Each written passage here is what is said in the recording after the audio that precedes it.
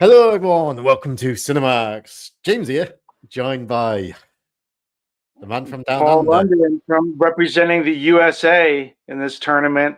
James representing the UK allies, but also a different team, a different nation, a different country, right? So Yeah, I at guess the end of I'm the day. day, I guess I'm it's day us for hand tonight. Fudehan. Yeah, You day saw hand. him. Is that him texting you? I hope so. I have been in contact with the Rhee brothers, so fingers crossed I'll be getting them on the show real soon. Man, how awesome are the Rhee brothers? I think Philip Rhee, who plays Tommy, uh, I think he was, or is one of the stunt coordinators or fight choreographers on Punisher. Right. Um, he does a lot of the Marvel stuff, and they have a huge impact in Los Angeles martial arts. Not just martial arts, but more specifically in Los Angeles. And I'm pretty sure they still have their dojang out in Calabasas or something, but um, I was huge imprint on the scene. I was listening to obviously you're a fan of Scott Adkins as well. I hope you are Yeah, anyway. um, but he's got his podcast, the art of action, I believe it's called. yeah, it's And fantastic. he had We'll never be competing with that. I just want people to know it's not what we're doing here. but now he had Lauren Avedon on, and they were speaking, and Lauren Avedon said he trained under so many people, but then he said he started training with the Rhee brothers. They taught him, and he's like their knowledge, is next level. Yeah, it's like I said. I mean, they have their school. It's Simon Rhee who played Dahan and Philip Rhee who plays Tommy, and then goes on to. I don't know if he directed part two. I know he directed. I think part three and four possibly. Yeah, there's Simon Rhee on the right and Philip Rhee on the left. Brother versus brother. But yeah, they're awesome. Actually, when I was doing taekwondo, because that's part of, I went to Jun Chong's taekwondo, which is where Lauren Avedon went, and that was partly why I went to Jun Chong's. And when we did a tournament, Simon Rhee was there, and Oh wow! yeah, he was so nice, and he was very complimentary of my skills for what low level that I was at. So yeah, that What was belt? pretty cool. What belt are you, Paul? I never asked. I would be at red, but Really? it took a bit of a dive. But yeah, I was just at red. So Um, is it so in the UK? Obviously, my boy does it, so I want to know if it's the same in the US. So, I'm guessing you done the ITF or did you do WT? mm, I, it would have been. I don't think. Are you talking about for competing? your Taekwondo style, because you've got ITF, which is like the old school, which is more like kickboxing, and WT is more that Olympic style, which is shit. Um, I don't know. I don't know that I ever heard either one of those mentioned because we did learn forms, but at the same time we sparred a lot, and so a lot Funny. of what we learned was for like street situations. We did a lot of multi-person on one Right. attack situations because it's not obviously like in the films where each guy takes their turn and waits for he'll get it. Damn, my turn. Like instead of just everyone trying to converge on you, like what do you do in that situation? And so a lot of it was steeped in real life scenarios.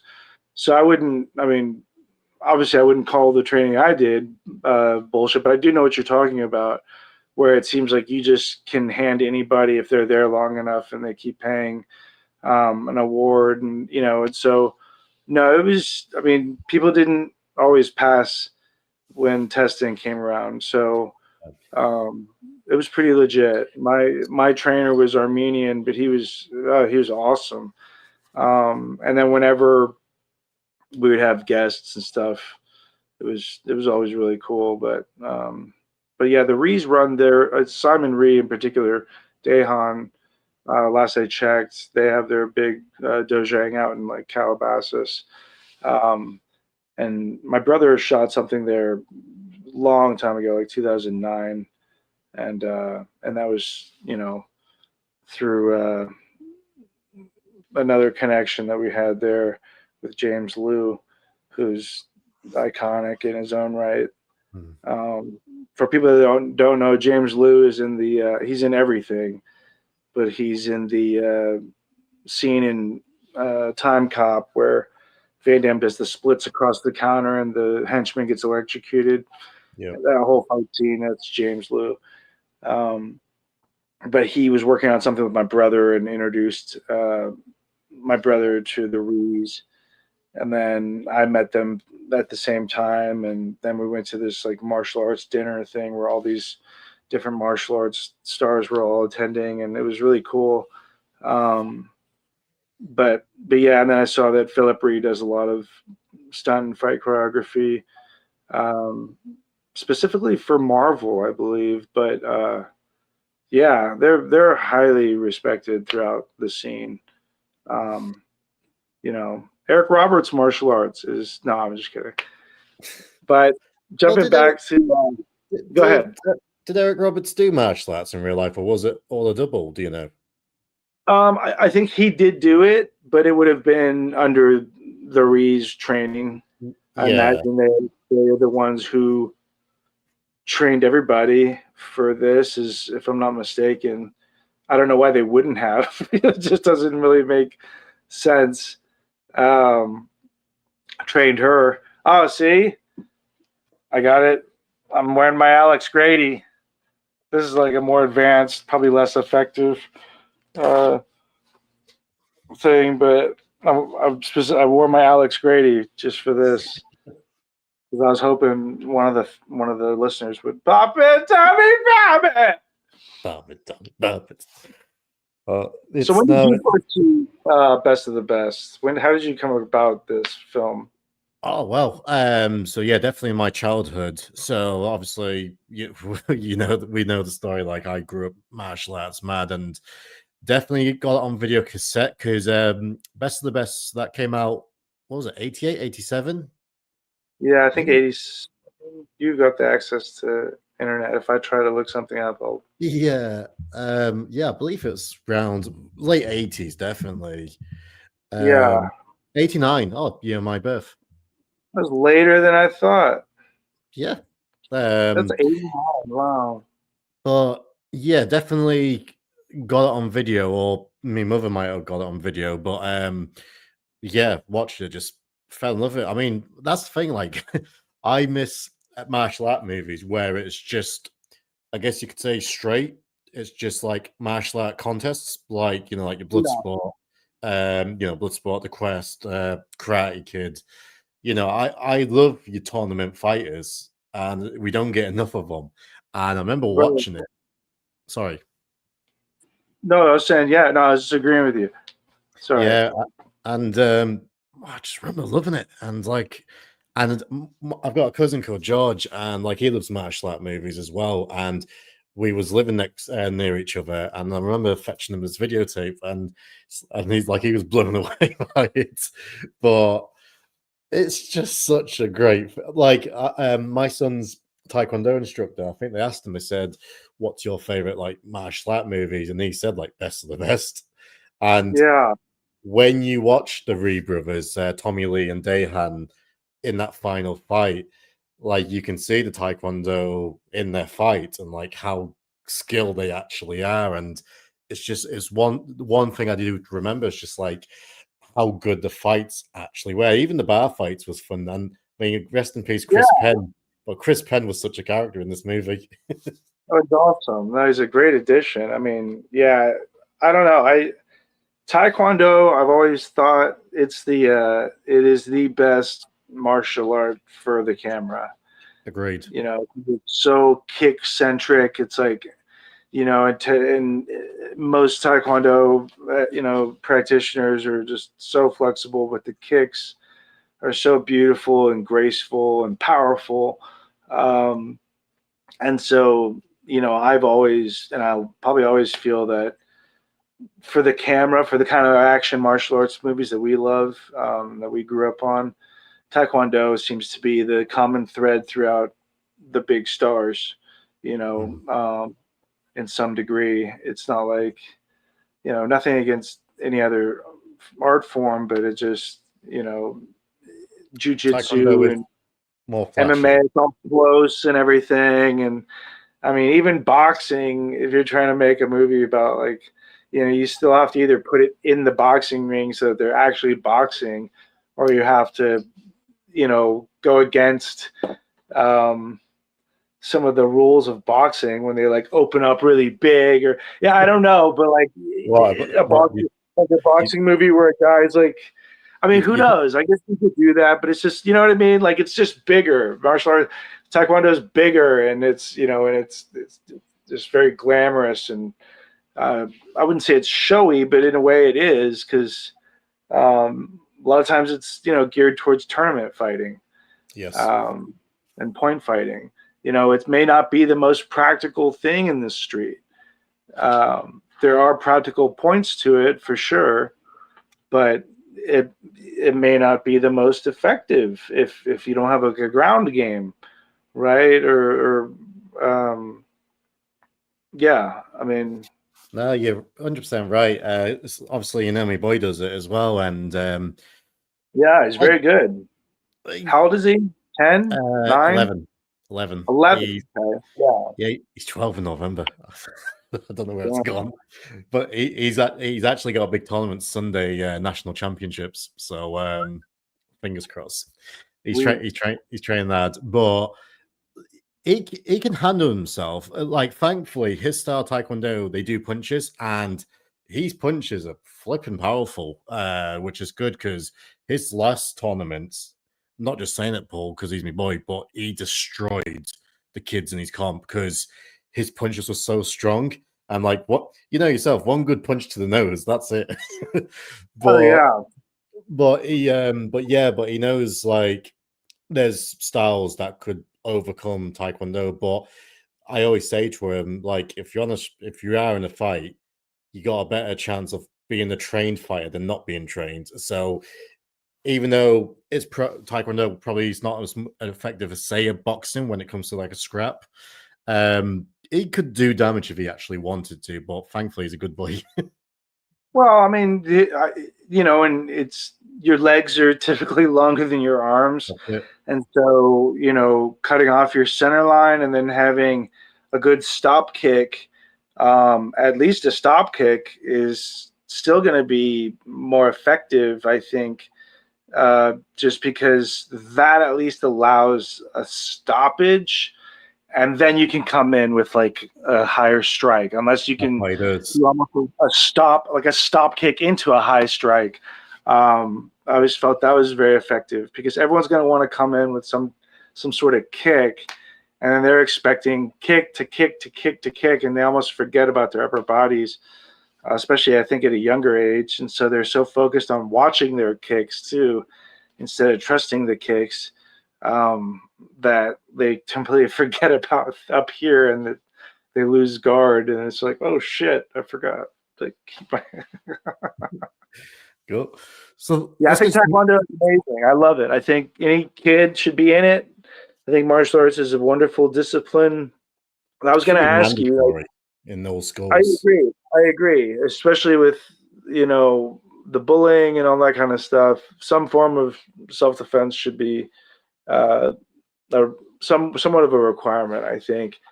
Uh, did it never bother you that like say like there wasn't like an English guy, or like England wasn't like represented, or do you know what I mean? Like if you watch like some of these movies, like does Yeah. that ever like play across your mind? It- Like now you all have like all these awesome guys that people know about, yeah. especially like Sky.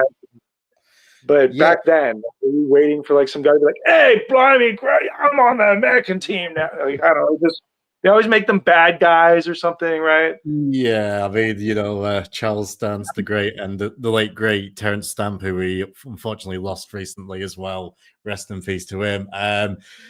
I guess so, but to be honest with you, though, like growing up, especially martial art movies, I always loved American cinema, and we spoke. I think yesterday I left you a message because I put the Running Man on for me boys last night, and that 80s especially, you had these larger than life like heroes, like these action stars, and that's what I grew up on.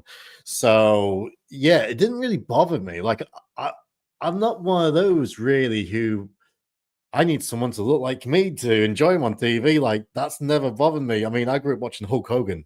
I don't look like Hulk Hogan, and I never Oh, will. But I guess it would have been nice. But like, don't get me wrong. Like now we have got Scott Adkins, and I am biased because I think he is phenomenal. But don't forget yeah, about Gary Daniels. oh yeah, Gary Daniels, man. It- it's a shame he didn't get more rose than what he should because he's unreal as well. He's someone I need to get on the show. I have reached out to quite a few actors, so fingers crossed we getting a few bites. But no, I Van Damme was always my number one like martial artist growing up. It was always Van Damme, and it still probably is.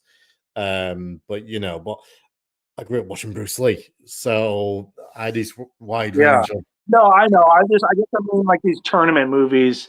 You know what I Oh mean? Where yeah, it's kind of like who's represented, and then it's like you don't want to be yeah. represented in like a bad way or something. But I mean, Americans are the most ridiculously represented people in other movies, and rightfully so in a lot of cases. But I was just curious. It's Yeah, like yes, you especially know, like even like the Crest, for example. Like there was a Scottish guy, and I'm like, how come they an English guy? yeah, yeah. I Turkey, love Greece, this Germany. Dan Devine. Where he's like New York City. It's like, Maxi Divine, champion of the yeah, world. Max Devine. Yeah, Max Devine. He was James awesome in that. Remar. He was So, great. but no, with our love of martial art movies, obviously, with best of the best. Yeah, obviously, classic 80s. You've got Alex Grady working in a steel mill. Is there anything more 80s than a person working in a steel mill in America? No, blue collar, instantly relatable. Yeah. You're like, I like this guy. He's a no nonsense guy. Oh, single dad, or like what the mom died, or I can't remember what happened in the. Yeah, she died, didn't she? I forgot how she died, but she died. And what's the name of the son? Walter? Was it Walter? Oh yeah, can we just call the elephant in the room? Like, if there's one character in this movie that I cannot stand, and I wish they would have just like anything, right? Cast David Mendenhall, like grab him and be like, okay, like this is what we're doing with like it's the same universe, is over the top, but you're now Alex, you're now Wendell or whatever. What was his name? Walter. Walter. God, the most hateable son in any capacity. Like anyone Really? who's like, no, that kid in Over the Top is pretty. No, no, no, you know what I mean? Like, no, he was good, and he was good at being annoying and a brat and all this stuff, and he's likable, and like I like David Mendenhall. He's in that movie with like the monkey and stuff, and uh, with going bananas. Uh, but this kid, I, I I hate him. Like this is the worst part of the movie for me. Like, and then later when I was just like, Coach, I gotta leave. I gotta go. My son Walter, he's in the hospital. He's in the hospital. He was riding his bike without a helmet. He's a fucking idiot, stupid little bastard. I never wanted. I gotta go, Coach. And then like you leave. Alex Brady, if you leave that door, you're leaving an opportunity. He's just like he's leaving. Like no, the grandparents, the kid's obviously fine. He's in the hospital. It's not like he's just He was left on the fine. road. He wasn't in the coma, was he, or anything? Was he? No, he wasn't in a coma. Him and the son of Rocky Balboa from Rocky 3, the ginger, where you're like, where did this kid come from? Like, what? Like, they need, like, it just needs to be this, how is this their son? There needs to be like a documentary on that, or like a realm where those bastard sons like all live. Because that's just, yeah. Well, That's well, messed up. skipping forward a little bit, we'll definitely get back to it. But skipping forward a little bit. So, what did you think to Walter's turn in like part 2 when he's actually practicing martial arts and it becomes a bit more of a central point to the plot? I guess you could say. Who, Walter? Yeah, I mean, in the second Oh, one, yeah. Is like it you the got, same kid though? It's a different kid, isn't it? I think it's the same kid. No, Let's look this up. I don't really. I kind of remember. Yeah, he was more likable. Same kid. Yeah, I think it's the same kid because he looks like he's always wearing, like, he always has flushed cheeks, and he looks like he's made out of porcelain. His name is Eden Gross. Eden Gross. That's the stage name. Yeah, he was in Best of the Best 2, The Halloween Tree, and and You Thought Your Parents Were Weird. Oh, you thought? Oh, okay. You thought your parents were. Oh, okay. And Halloween Tree. Okay. Way to go, Aaron. Was it Aaron Gross? Aaron with an A or an E? E. Shit. By the way, everyone, if you're enjoying much this, better in part 2. Yeah, he was just like, I don't know. I guess Best of the Best. I guess is for just annoying in part 1. Just annoying. The freckles. You can like hear the freckles in his voice, but like he's better off in 2. We've talked about Walter, Wendell, whatever for way too long, but all right, let's move on then. The weakest character. I'll just leave it at that. Weakest character. Let's move on to Chris Penn, Travis. Oh, hey, oh great, the Cowboys here, like awesome character. That's the biggest flaw. Let's see, Tommy. Yeah, wait, which part?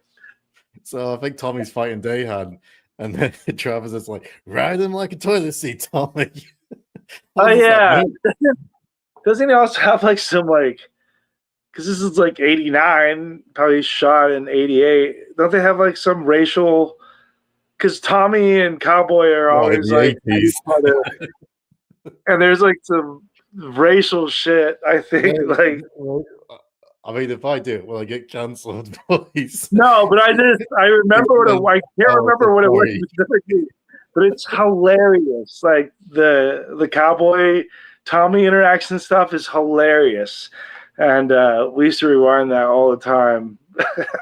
I'll tell you what's the best bit. So he has his fight, and by the way, he's pretty fucking capable in his fight as well. He ties it. Yeah, well, fat cowboy. Come on. Do they break boards or break bricks? I think it's bricks, isn't it? It's 1 or 2. And he punches through, and he punches through a good few, and then his opponent like basically gets all of them, and the referee's counting them, and he's looking at him. What are you counting them for? Oh, yeah. I love that. Oh man, another one gone too soon. Yeah, well, because Penn is actually in the Fist of the North Star movie, I believe. Right. Which was written by a buddy of mine, Pete Atkins. Yeah, with Gary Daniels as the star. See how that ties back around? But yeah, this movie. See, I did Kuk Soo Won, which is a type of Taekwondo. It's Korean. When I was younger, and by the time when I watched this movie, I was also a red belt in that. I'm just in red belt limbo. But we did a lot of tournament stuff. But like that's what really hooked me on this movie was all the tournament aspect stuff. I'd already seen Bloodsport, which is just the king of tournament movies. Yeah, still is. If Bloodsport didn't directly inspire the creation of Street Fighter and Street Fighter 2, like I don't know what would have. That sumo and Bloodsport is E Honda. So Well, Van I Damme's feel Van Damme's Frank Dukes is literally Johnny Cage as well in Mortal Kombat. Yeah, in Mortal Kombat, I feel like in Street Fighter 2, he would be kind of more like Ryu, Ken, like kind of broken up, whatever. But either that tournament aspect of fighters, so this was very different because it was Olympic style and it was like country versus country, and so I really loved when they showed the different. Like, it was so ridiculous though. It's like the Korean national team. We train shirtless in the snow. Yeah, yeah. Weren't they training Like under like a hitting waterfall trees as and well? shit. What's that? Weren't they training like underneath a waterfall as well? Yeah, like an ice, sorry, Team USA gets the gold. Korea, actually, everyone was hospitalized with pneumonia. They forfeited. Everyone almost died. Okay, like what? I was like waiting for like a snow leopard, like in the that's the only thing that's missing is like some sort of like zoom in on like a random snow leopard, just like watching them, like just yeah. I North love Korea, that. by the way. Yeah, it was North Korea, wasn't it? No, South Korea. But my question is, Yeah. Okay. Wait. does it snow in South Korea?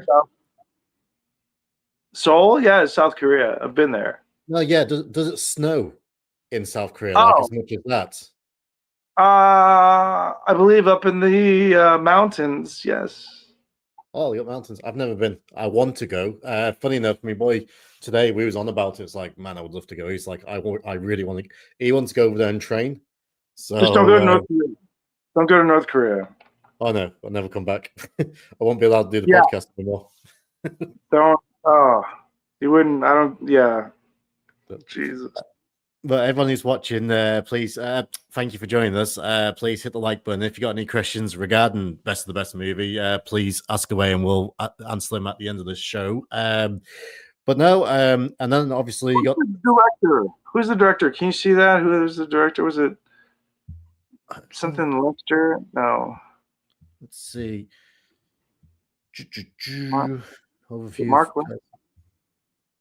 Let's say Best of the Best. Bob Radler. Bob Radler? Yeah. Does that name ring a bell? No, I feel like he would have done stuff that might have also had. Well, it was produced by Philip Rhee, and he co-wrote it as well. So it's basically his movie, then. Basically, him and Simon's movie. Yeah, I feel like the Rhees did this movie called LA Street Fighters, and they used a lot of like the Jun Chong school and stuff like that. And that was I don't know. I'm just trying to think like what other movies he did before that where it would have gotten the sign off. But perhaps Bob Radler, I think, did he do any other like martial arts pictures? Because that would have also been. I don't think he's even got like a Wikipedia. Does he have like an IMDb or something? We're just exposing ourselves, our lack of research. No one tuned in for us. Right? All right, here we go. So he done well, it's saying Robert Radler. So he done Best of the Best 2, the Substitute 4, Substitute 3, Showdown. He done Showdown. That's where I knew that name. It was Showdown. That's right. So tell everyone what Showdown is. The Showdown will be covered on this at some point, and I have it memorized. So I'm not sure why we didn't just do that now. But Showdown is a Bob Radler movie shot in about a week and a half or something in Arizona with Billy Blanks and Ken. Ken, God, what was his last name? He's actually in a feud with some local pro wrestler or something in Dallas right now. Ken Scott, who was Raphael, I think, in the Ninja Turtle movies, like in the suit, doing all the martial arts and stuff. Right. But and then yeah, it's basically like a Karate Kid ripoff, but it's awesome. It's so funny, but unintentionally. And Patrick Kilpatrick's in it as the main bad guy, sensei, Kreese type character. And then you have Ken McLeod in it, playing the mean bully, Tom. But years before that, he starred in a college martial arts movie that James and I both love dearly, called College Kickboxers. Um, so he went from playing a college guy to years later playing a senior in high school. Oh, and then you have Christine Taylor in Showdown before she met Ben Stiller, fresh off the set of Hey Dude. Actually, she probably would have been. His Showdown's like 93, I think. And I think Hey Dude probably ended in like 92, 93, and that was shot in Tucson and on a ranch that's like on like a movie ranch or something, but like I think it's not there anymore, but there's parts of it, like old stables or something. But then Showdown was shot in like Paradise Valley at an abandoned or like a dormant high school. And that's why you can see it on like all the high school stuff. James Liu is in that as well as one of the henchmen. I was just looking, the director actually directed a lot of Power Ranger episodes. See, that makes a lot of sense that he would have some sort of martial arts background and stuff like that. Probably got with the Rhee brothers and was like, hey, let's get this tournament movie off the ground. I think Best of the Best is fantastic. I mean, it's a healthy, wholesome movie that you can watch like with the family. There might be some slight cussing in there, like shit and damn and whatever. But it's a pretty straight up serious movie. And if anyone hasn't seen it and we've spoiled some of it, sorry, but you should still check it out because it's a real feel good movie. But maybe not in the way that you would think, It's like there's little stories and kind of battles to be won with each character. Well, I You know guess, what I mean? well, one of the main stories, and spoiler it for people who hasn't watched it, but if you have watched it, so one of the main sub stories is obviously Dahan killed Tommy's brother when they were like teenagers during a match, basically. So that was always in Tommy's head when he realized, right, Tommy, you'll be fighting Dahan. And obviously, he's having flashbacks and stuff. And that I'm not skipping it because we'll get back to the stuff, but obviously they end up having the final fight in the movie, and Dahan starts off strong. Tommy's got to bring back like a lot of points, and Tommy just goes into beast mode, and Dahan's on the verge of death.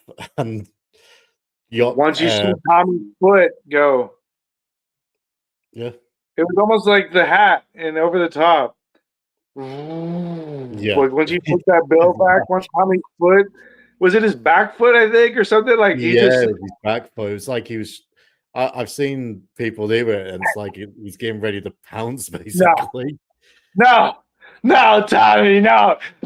He's gonna kill him. He's gonna kill him. He's gonna kill him. That's the only other thing. Like, you can accept Walter being kind of like a little bitch because his dad's kind of like a big bitch in this at times. You know what I mean? Like, Eric Roberts is Alex Grady. Like, he's kind of a big bitch in this. And I think part of that was he was putting as much emotion into this. Like, what else would you want, right, from your lead actor, who's next to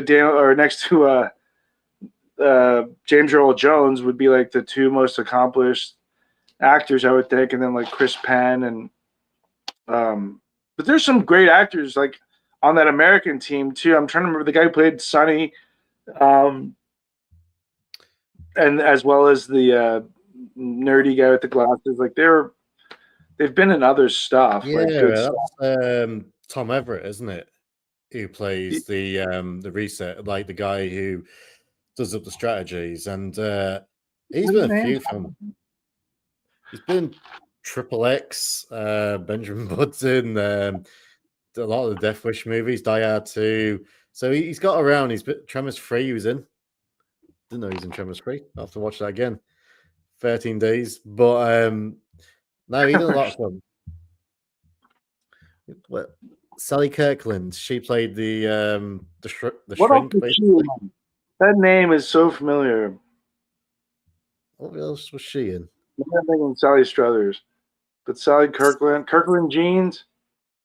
Sting, she was in Best of the Best, JFK, Double Threat. She was in a lot of movies, actually. It's amazing when you see how many movies these people.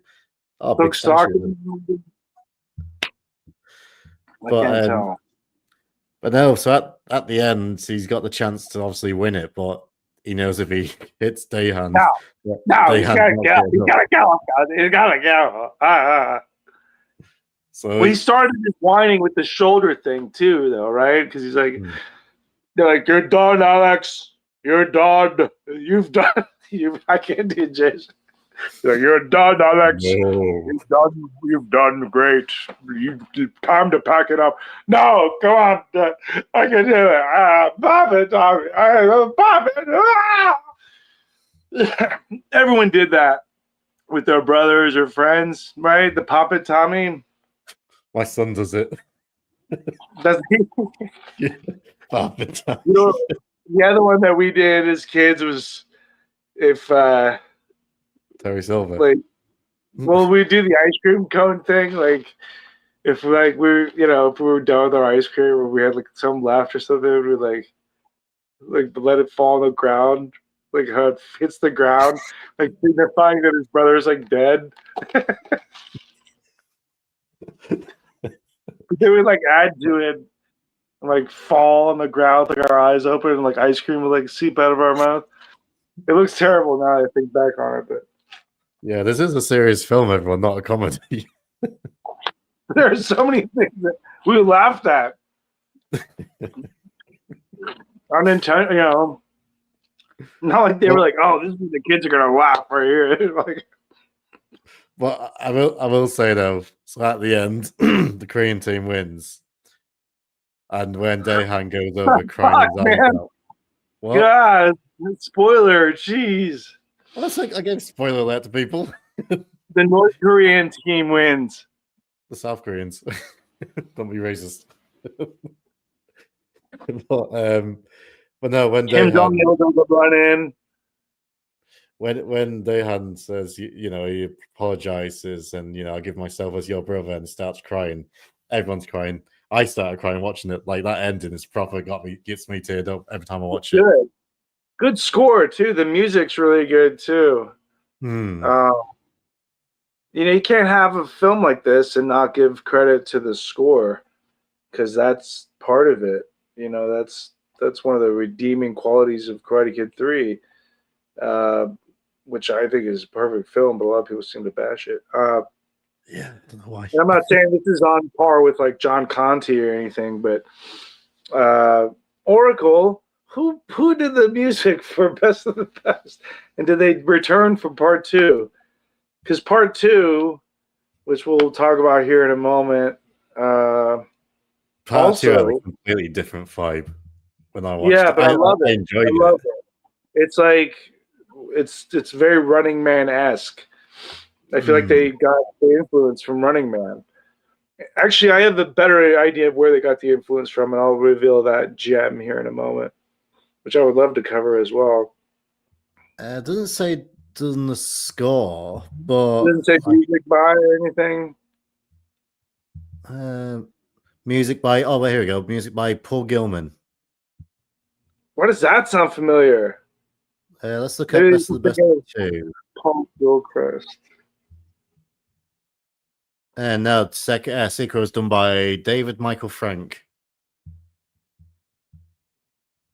No relation to Jason David Frank.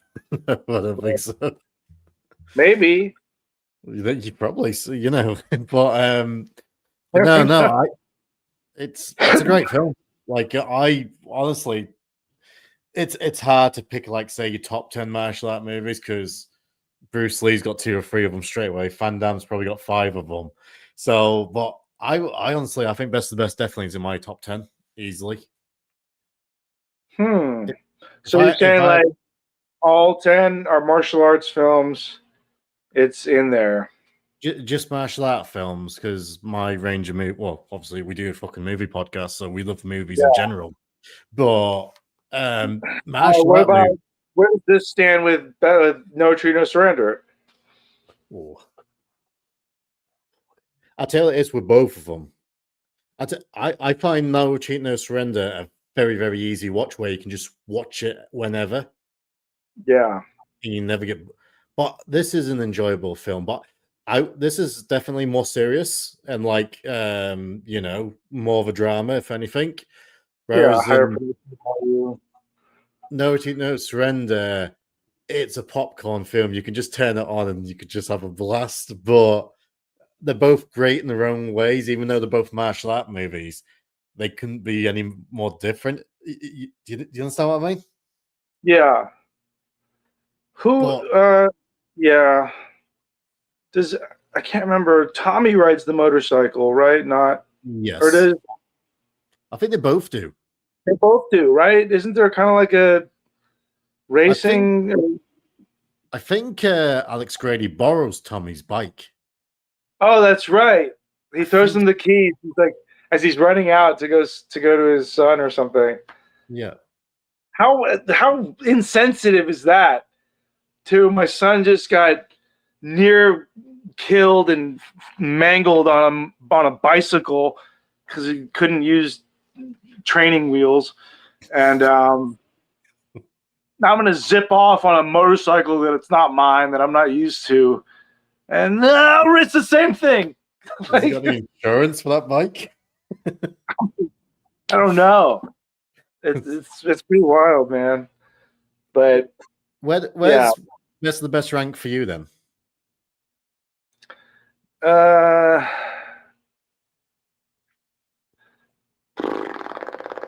We'll probably do an episode one day, like a draft, we'll like need our to, top yeah. 10 I don't know that it would be in my top 10. It's definitely in that up there, and like a movie that I reference and love and everything. But in terms of martial arts action, yeah, I do enjoy it. I don't know.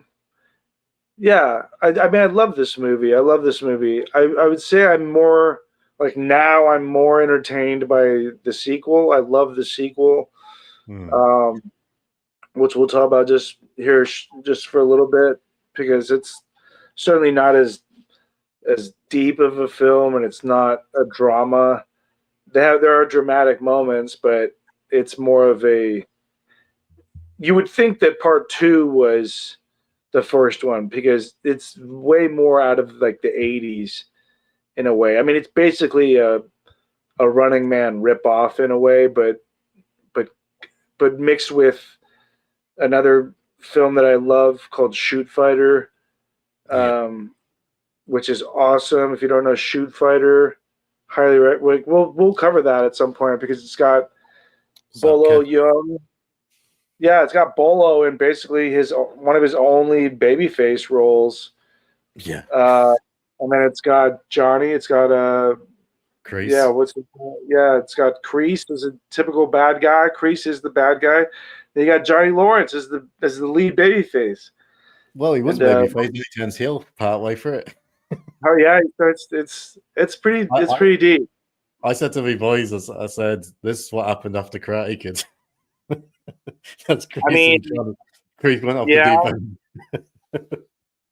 Python. He did a movie called Python, which I really liked, which was like a sci-fi original in the early days of. I saw him in the other day. The original Last House on the Left. He actually plays a policeman in that. Martin Cove. Oh, Martin Cove, yeah. Yeah, and I showed it to my boy. I said, "Do you recognize him?" He went, "He looks familiar."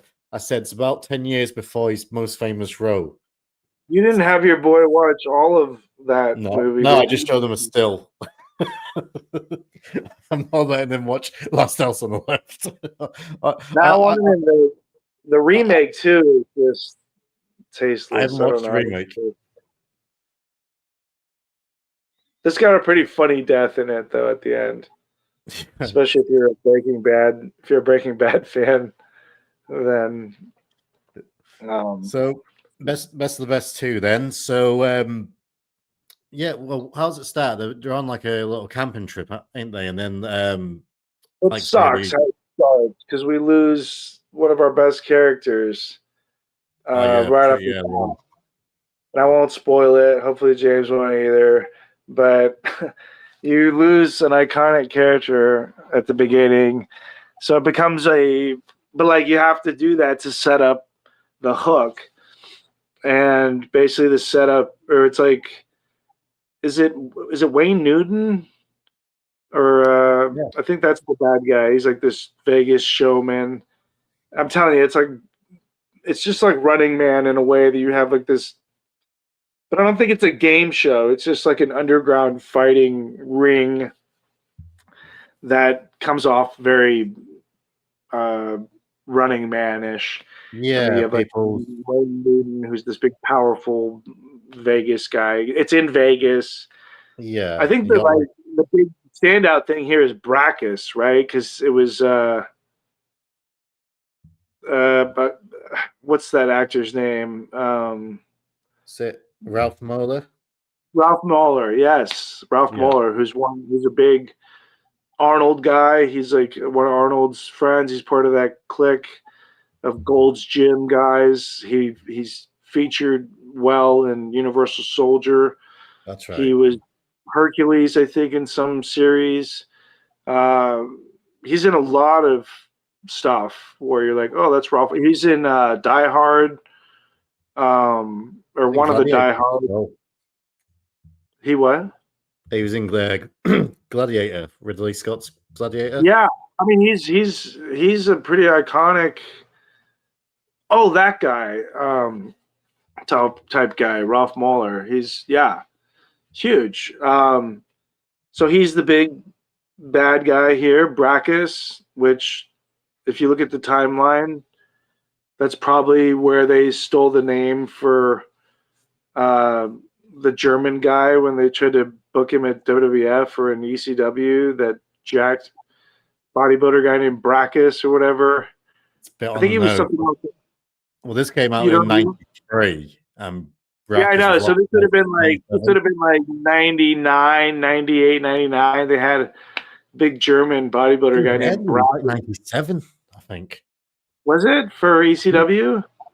I don't know about ECW, but I think he was WWF. I'm sure he was like 97, maybe 98, like you said. But like they tried to hype that up, and then it just like quickly just disappeared. It was like, but I bet you they got that name from Best of the Best too, because that's Ralph Moeller. Yeah, he's like Brackus. He's like the Chong Li of the underground fight scene, and so Alex, Eric Roberts and Philip Rhee is Tommy. Like they're the two leads, and I like part 2 a lot. I love that it's not a tournament, like officially. I mean, I just love that the whole storyline is completely different. And obviously, go ahead with it. The cameo or the cool ass character, Sonny Landham. It makes you wonder what the security feature was on him for this movie, right? Or if he was still considered a set liability. And for those that may not remember, that's Billy from Predator with his knives and stuff, and they play into his Native American heritage, I guess, here, and which is weird because him and Tommy Lee's brothers, but Tommy Lee's clearly Asian. Or did he have Native? Or was he Native American? Because I think because I've only seen number 2 maybe a couple of times, so you know more about them than I do. But do they play up that Tommy Lee's also Native American? I think there's some reference to that, but like it's certainly Native American stuff, and they're not they're not saying Tommy was Native American. I think it's like his family took him in or helped or All he was one of right. his brothers or something like that. But there is like a sweat a sweat hut scene with the three of them where Sonny Landham teaches them the ways of like the visions and the inner warrior and stuff like that. And he has a real that's a real cool character. It's weird because that character I feel is fleshed out more than Billy is in Predator. Like there's more, he has more to do in this than he did in Predator. So What, it's cool to watch. what do you think to Alex Grady's shoulder injury, like completely disappearing in this movie? Like, is not brought up once. When you do well at the Olympics and come in second, you get some sponsors, some sponsorships. I would imagine he got some good supplements and rehab sponsorships, and just kind of massaged it back to health. And then I think, and then his training with the bow staff, which is heavily featured in this movie. Yeah. You'll see it, the bow staff. It's kind of strange though, because Sonny teaches them or trains them with it, knowing that that's like one of the levels or one of the fight rounds that they use in this underground. Because that was it. It was like Sonny Landham was one of the only people to take Brackus to his limit or something like that, right? He's like one of the few that escaped. Yeah. It's a fun watch. So fun. Neither of us bothered to watch it before this. I But did it watch is a number fun, one it's a again hard last movie to night. find too. It's not very easy to find. Usually No, you'll find it on a double disc thing. they're tough to find. One of the things I do want to talk about, and I guess it was different, I guess, for the time as well. So obviously, Eric Roberts is the lead for all intents and purposes, but Tommy Lee really is the main character when you actually watch it, and it's not common, especially back then, for like say the Asian actor. I know he's American, but Asian American actor being the main character instead of your blue-eyed, white meat baby face, I guess you could say, in Eric Roberts. Well, I mean, as we see, Philip Reed takes over the franchise in a way. He ends up, I think, definitely directing, I think, 3 and 4, 3 or 4, both of them, and becoming the central character. And so I don't know. To me, I would imagine Eric Roberts either wanted to do something else or wasn't available for part 3 or whatever. But if I'm not mistaken, have you seen 3 or 4? Whichever one it is, with like the racist town and Gina Tommy. Gershon's in one of them. Yeah, that's right. Gina Gershon is in one. And is it Christopher McDonald?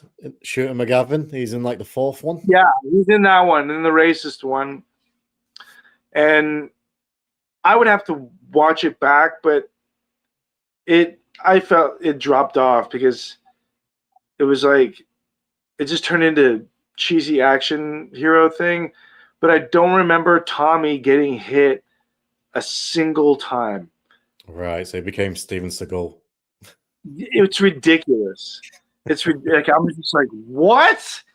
Like, I know you're fighting a bunch of like inbred. It's like the underlying storyline is like the KKK and stuff. They're like burning churches and crosses and stuff. And he goes to this town and tries to save the town from all these hillbillies. And, like, he doesn't get hit a single like he's like never in peril. Like it's just. Well, I did send, so I mean, before we lead off, I did send you a picture. So Philip Rhee posted it on his Instagram. They have written a script for Best of the Best 5. So obviously, we don't know what's going to be in it, but I've got an idea what. Walter. Sorry. I would love to be cast as Walter. Do you reckon you could play a grizzled Walter? Come on. I got the grizzled part. Well, how Walter would be? 89. What is he? Say 10, for example. So I'll save. No, you're the right age group. You're the right age group to play Walter. And I've already been in a movie with Eric Roberts that nobody will ever see. So, yeah. Hold on there. So you can't just bypass that. You was in a movie with Eric fucking Roberts. By the way, I will say this before we get to that. I watched your movie on Amazon Prime the other week. Maternal Sin. I can't believe the kid from Mrs. Doubtfire kicked your ass. Oh, come on. I taught him everything he knows. Well, anyway, Eric Roberts. That's my fight scene. And my drunk stumbling in the trash. And convincing drunk, I will say that. I found it hilarious. Thanks, man. It's all my fight choreography on the spot. No, it's a movie called Joint Custody Christmas. Okay. The one that I did with Eric Roberts. It's like a Christian movie. I don't think it's even Hallmark. So what's the plot on it? I don't know. They didn't give me anything to do. It was like a DEA agent or something. Oh, was it that one? Yeah, it was just like this sucks. And then it took forever. I haven't even seen it, but I think he's like the judge or something. Eric Roberts. Was Denise Richards in that one? No. So what was the movie with her then? That was Love on Air or something like that, where she's a radio personality, right? And she's accepting dates like around the holidays online, or like not online, like from callers, and they pare it down to like bringing in the finalists, and I'm one of the guys in the studio with her. I think it's called Love on Air or something like that. So anyway, I really should have put it in my IMDb. I haven't updated it. People are like, I don't see you in any of these. I'm like, well, watch them. So best of the best 5. You want to be Walter, and why is it someone's killed Alex and you're getting revenge on them? Or are we going the tournament route? Yeah. Bring in David Mendenhall as like a friend of mine. And like maybe you get your dad. I know he's a big arm wrestling champion, legend. Can he help us avenge my dad? Well, if it was up to me, like I said, I love tournament fighters, and we don't get enough of those movies. I would just like it just to be like, right, Tommy's the captain coach of Team America, and you've got Daehan's the leader of the Korean team, and just run it back. Like, just keep it simple. Yeah, but then it would turn into like Creed 3 or 2 or whatever with I haven't watched Creed movies because Tessa Thompson's in them. So I can't watch them. Tessa Thompson's in those movies, and she's like a charisma vacuum. She makes everything. I don't know who that is. I can't watch those movies. Anyways, I walked out of the first Creed. I thought the turtles were the best part. Cuff and Link, those were the best part. Yeah, I think there's legs with adult Walter avenging his father. Let's get that. Let's have them rewrite the script that they got approved, apparently. What is Best of the Best 4? That's the one I'm not. Is it going to like wartime or something? Like CIA? I don't know what the hell that is. Let's see. Let's see. Best of the Best. So I know American Ninja 4 more than I know Best of the Best 4. Oh no, 3. All right, so 3 is No Turning Back. So that's got Gina Gershon and Christopher McDonald. Yeah, that's the racist one. And Dee Wallace. Oh yeah. And you can't have a movie you can't have a movie like a country town and not have Dee Wallace in there. I'll tell you what, Best of the Best 4's got a star cast. Without warning, Ernie Hudson, Tobin Bell, Paul Gleason. So the plot, a group of Russian mobsters have stolen a huge supply of paper for printing US currency. When was this made? 98. Fucking hell. And now flooding the market with counterfeit bills. When a young woman, Jill Ritchie, working for the mobster, turns herself in, hands over the data, unsuspecting Tommy Lee, despite working police martial arts instructor, Lee doesn't go on to the cops. So basically, Tommy's a martial arts instructor for the police now, and he gets his hands on this disc, and now he has to try and save the girl. And, he's got a daughter in it as well. So it's a Jigsaw prequel. Yeah, he's got a daughter in it as well. It's a Jigsaw. It's a prequel to the Saw franchise. Have you heard the fan theory that Saw is a sequel to Home Alone? Well, where would Kevin McAllister come in there? No, Kevin McAllister is Jigsaw. Oh, that the Saw movies are a sequel to Home Alone? Yeah. And he grew up to be Jigsaw. I buy the cop from Die Hard becoming the dad in Full House or whatever that Family Matters. I feel like that's more accurate. Right. But I feel like this, Best of the Best 4 could be a prequel to the Saw films. We see a younger Tobin Bell. I don't know what his character is in there. Hopefully, it's like John Kramer or something. But I don't know. You lost me at Russian Mob. I was just like, where have we gone? That we started off in the Olympics. So wholesome training. Team sport. Well, I love it when these franchises they do branch off. I mean, for example, the original Fast and the Furious movie, which I love, was about a group of street racers stealing DVD players. And now they're like in space with like flying cars, working. and someone said, like, with Fast 11, we're going to bring it back to its roots. I'm like, I think you've gone a little bit too far now to go back to stealing DVD players. Out, yeah, they're gone. But it will be interesting to see The Rock, all his weight loss. I mentioned this the other day on one of my friend's shows. It's like people don't know it, but I have a feeling he's going to pop up as Sagat in the Street Fighter movie. Well, let's talk about the Street Fighter movie. Cody Rhodes playing Guile. I don't like it. Roman Reigns as Akuma.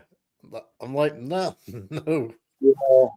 I'm not familiar with that character, but I don't know. I like Cody. I just not as Guile. Jason Momoa as Blanca. I like that.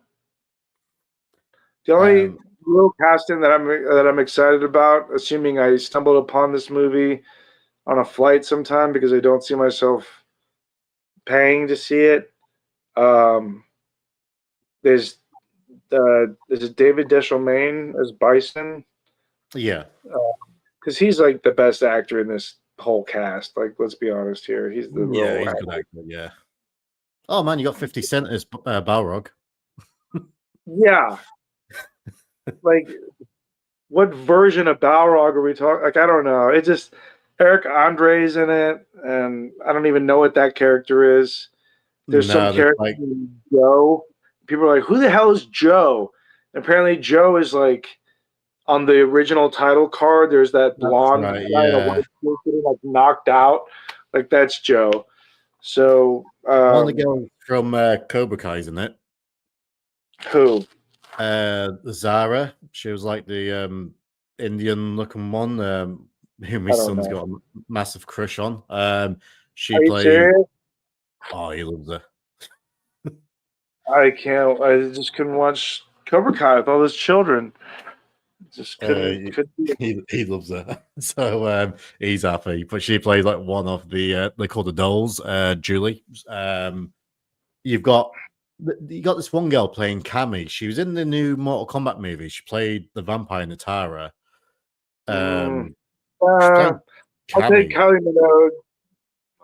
Minogue. Like, even now. I'll take Jean-Claude even now. Bring them back. Like, I'd rather have that. So it just makes you question like the tone of this movie. It seems like it's going to be a joke, like they're trying to make it. Not that it's a comedy, but just that it's like we don't take ourselves seriously. Like it's going to be fun. Fun. Like it just doesn't. Half the main stars aren't even actors.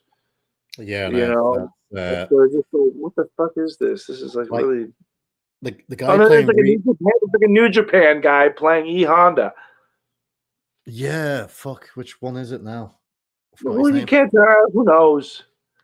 I forgot the name of the guy who plays Ryu. The guy who's playing Ken, I think I've That's who never. plays He-Man. He's called Noah something, but I think he's like Yeah, an up that's and who's going coming. to be He-Man in the Master Universe movie. Is it the same guy? Yeah, it's the same guy, Nick Centorino, I think. That's right. Oh, Noah. I think he's called Noah Oh, no, Santorino. it's whatever. Yeah, blonde guy. He he looks the part. He's in good shape. I would say that. But yeah, I mean, I don't know. We still haven't watched The Legend of Chun-Li versus Mortal Kombat Annihilation, so Oh, we have got to put no. The Legend of Chun-Li smokes Annihilation. It no, annihilates it, dude, just off the Kevin or just off the Chris Klein factor alone, and it's got uh, Neil McDonough in it, and Irish Bison. your girl Kristen Krug, who introduced Allison Mack, or whatever her name is, to Nexium. Did she introduce Ed Nexium? Yeah, I thought it was the other way she's around. yeah, because I think it was in Vancouver. Because This is all legend. Kristen Crook is a Crook, however you say her name, and she played what Lana in Smallville. Lana Lang, yeah. So she was already a part of Nexium in Vancouver, I think, and then that blonde girl, Alice. What her name isn't Allison Mack, is it? No, her I don't name's know. Alison Mack. She played Chloe. Yeah, like so she got introduced to it, and then Christian Crook, I think, would started to figure out. Like, I don't think they were always so heavy and like branding your thighs and all this shit at that time. And then she somehow got out of it while that Allison Mack or whatever her name is um, became a huge like soldier in it Wow. and really kind of became a big figurehead to where she was like that dude's right hand person recruiting and bossing people around and all that shit. And that's why she's under house arrest or maybe an ankle monitor. I don't know what her status is now. But I yeah, know. it was Kristen Crook or Cloak. Is it Crook? Cloak? I don't. I always thought it was like Kruik. Either which way, she plays Chun-Li. Chris Klein plays Nash. The name's Nash. Charlie Nash. Isn't that who becomes Blanca? In the movie, yeah, in the games, no. Oh, wasn't it? I wish they would have. It's yeah, Yeah, Neil McDonough, blonde, blue eyes, sparkling blue eyes as Bison. That's like what the fuck? I think he like eats a baby or something. It's weird. what? Yeah, it's telling you, man. The thing with Neil McDonough, what I love, because I think he's a devout Christian, and he's one rules that he would never kiss like another woman on screen because Yeah, of how devout. But he would never he's want to okay. disrespect his wife. But he's okay eating babies. Well, it's like implied. Uh, that one guy from the Black Eyed Peas is like absolute, just the taboo. worst. The worst. Like you don't even want to look. He's so ugly. Like they should have just kept the Vega mask on him. But he's terrible. Well, New Vega, he's it's like a I don't country know music who he is. star plays him, but the guy always wears a mask, so they got him Are playing you Vega. green? I'm not up to date with today's So music, he but looks like a country music dancer, Vegas show dancer, dick dancer thing. yeah, he wears like a Zorro mask. I don't know his name. Someone in the chat would know. CineMarks. I don't want to talk about this movie anymore. Jesus. We'll call it a night then. But no, thanks everyone who's watched. If you can hit that like button, that'd be great. So obviously it's the first episode back. We have got some guests lined up, so we will try and get back onto schedule now. How was your travels in Australia before we go? Did you enjoy it? I did. It was tiresome. I hurt my shoulder on the first booking that I had, and because it was a really shit ring. I won't get really into that anymore, but so I was kind of toying with this shoulder injury. It slips in and out throughout the month that I was there. But had some really fun experiences, fun matches after this one. Some solid seminars. Got to see this massive python on my friend's roof and walked under it without knowing it was there, and then saw it and I was like, oh my god, it's huge. Saw some wildlife. Yeah, it was fun. I really love it over there. It's a wonderful place. I'm trying to think, is there, I guess, we just recently lost the best Australian martial arts star that had been known, and Richard Norton. Oh yeah. He was a big fight coordinator, stunt coordinator, fight choreographer. Like, he was big. And you would have seen him in a ton of these films in the 80s and early 90s and whatnot. First time I saw him was in Gymkata as Samir, with his size and everything. But, he's in the Octagon. I mean, he's in a ton of stuff. China O'Brien. Yes. That one's awesome. But anyways, yeah, we will be back with more films, more fun films. We will cover Showdown and Shoot Fighter and possibly Annihilation for James. I love Annihilation. I can't help it. Yeah, it's so bad. It's good. I love Well, that. we can get Darren McBee on the show. I'm played the Centaur guy. I'm sure he's available. If we can get your boy Cross on the show, I'm sure he'll be in agreement with me for that. Annihilation is awesome. All right. I'll see what I can talk to him about. Good. Right, well, thanks again. Please hit that like button, subscribe, and we'll catch you all real soon. Pop it. Please. Pop it.